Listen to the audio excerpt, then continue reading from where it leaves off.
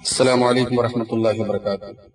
ایک بھائی نے سوال کیا ہے کہ بیماریوں کے متعدی ہونے کے بارے میں اسلام کا کیا نظریہ ہے، یعنی کیا بیماریاں ایک انسان سے دوسرے انسان کو منتقل ہوتی ہیں؟ ایک بیماری سے اگر کوئی شخص انفیکٹڈ ہے تو کیا وہ بیماری دوسرے کو ٹرانسفر ہو سکتی ہے، منتقل ہو سکتی ہے؟ اس بارے میں اسلام کا کیا نظریہ ہے؟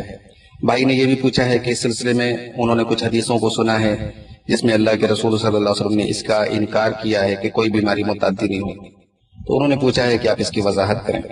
تو اللہ تعالیٰ کی توفیق سے میں عرض کر رہا ہوں کہ دیکھیے، اس بارے میں اللہ کے رسول صلی اللہ علیہ وسلم کی جو حدیثیں ہیں وہ یعنی دونوں طریقے کی حدیثیں ہیں۔ بعض احادیث میں آپ نے اس کی نفی کی ہے، یعنی بیماری متعدی نہیں ہوتی ہے، انفیکشن دوسرے کو ٹرانسفر نہیں ہوتا ہے۔ چنانچہ حضرت ابو ہریرہ رضی اللہ عنہ کی حدیث ہے، صحیح بخاری اور صحیح مسلم میں اللہ کے رسول صلی اللہ علیہ وسلم نے فرمایا لا ادوا، یعنی ادوا کوئی چیز نہیں ہے۔ ادوا کا مطلب ہوتا ہے بیماری کا ایک انسان سے دوسرے انسان کو ٹرانسفر ہونا، متعدی ہونا۔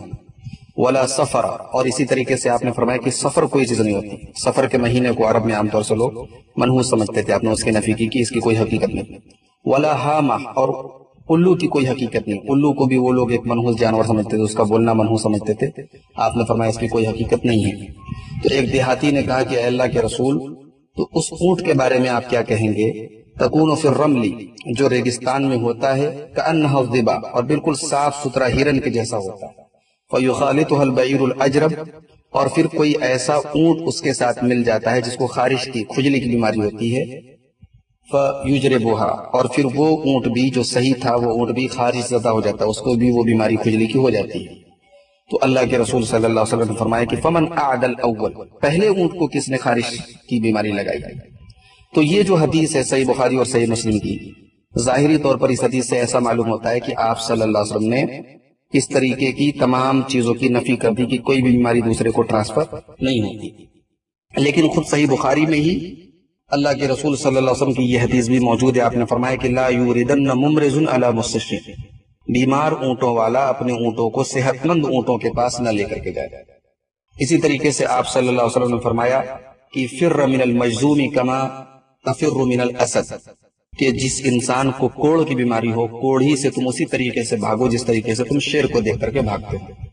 اور اسی طریقے سے صحیح مسلم کتاب السلام کی روایت ہے کہ اللہ کے رسول صلی اللہ علیہ وسلم کے پاس قبیلہ ثقیف کا ایک وفد آیا، اس میں ایک شخص جو ہے وہ کوڑ زدہ تھا، اس کو کوڑ کی بیماری تھی۔ تو آپ صلی اللہ علیہ وسلم نے اس کو اپنے پاس آنے نہیں دیا اور اس کو پیغام بھجوایا کہ ہم نے تمہاری بیعت کر لی ہے، تم چلے جاؤ۔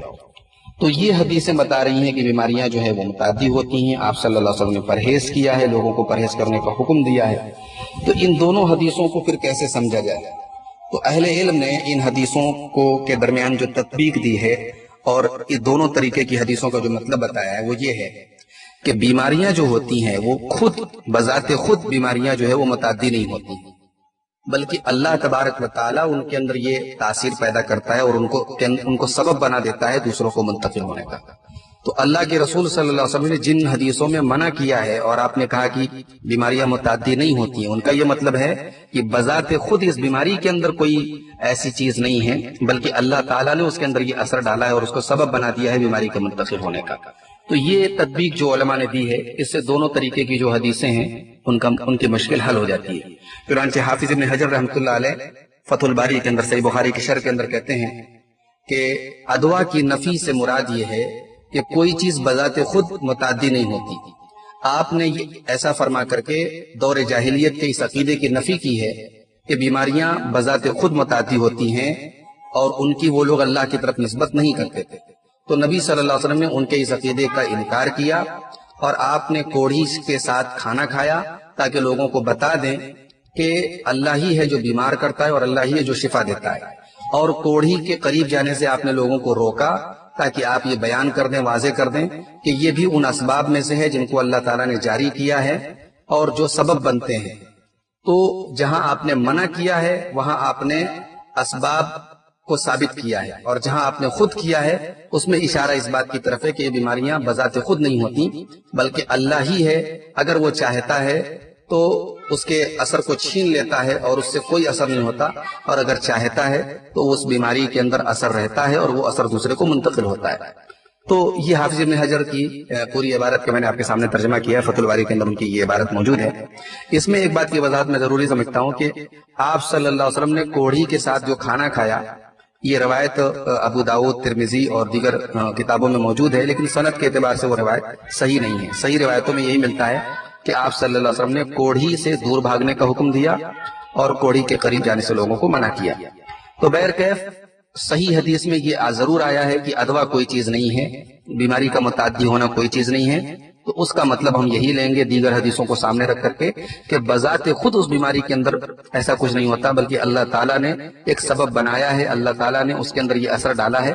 اگر اللہ چاہے تو ایسا بھی ہو سکتا ہے کہ ایک بیمار شخص کے قریب بیٹھے اور ہمیں بیماری نہ ہو، یہ اللہ کی مشیت پر ہے، لیکن احتیاط اور شریعت کا جو اصول ہے کہ ہم احتیاط برتیں اور اسباب کو اختیار کریں، اس کا تقاضا یہ ہے کہ اگر کسی کو ایسی انفیکشن والی بیماری ہے تو ہم اس سے دور رہیں۔ جیسے موجودہ حالات میں کرونا وائرس پھیلا ہوا ہے اور ہم جانتے ہیں کہ بہت تیزی سے جو ہے اس کا انفیکشن لوگوں کو پھیلتا ہے، تو اس سے بچنے کے لیے جو ماہرین صحت ہیں، جو ڈاکٹرز ہیں، وہ جو بھی کہہ رہے ہیں اس سے ہمیں بچنا چاہیے، لیکن ساتھ میں ہمیں یہ عقیدہ رکھنا چاہیے کہ بیماریاں جو ہوتی ہیں وہ اللہ کے حکم سے ہوتی ہیں اور ان کا ایک دوسرے کو ٹرانسفر ہونا بھی اللہ کے حکم سے ہوتا ہے۔ اللہ کی مشیت کے بغیر نہ تو کوئی شخص بیمار ہو سکتا ہے اور نہ اسی مشیت کے بغیر ایک انسان کی بیماری دوسرے انسان کو منتقل ہوتی ہے۔ تو اس طریقے سے یہ تمام حدیثیں جو ہیں ان کا معنی اور مطلب بالکل صحیح طریقے سے ہمیں سمجھ میں آ جاتا ہے۔ اللہ تعالی ہم سب کو ہر قسم کی بیماری سے محفوظ رکھے۔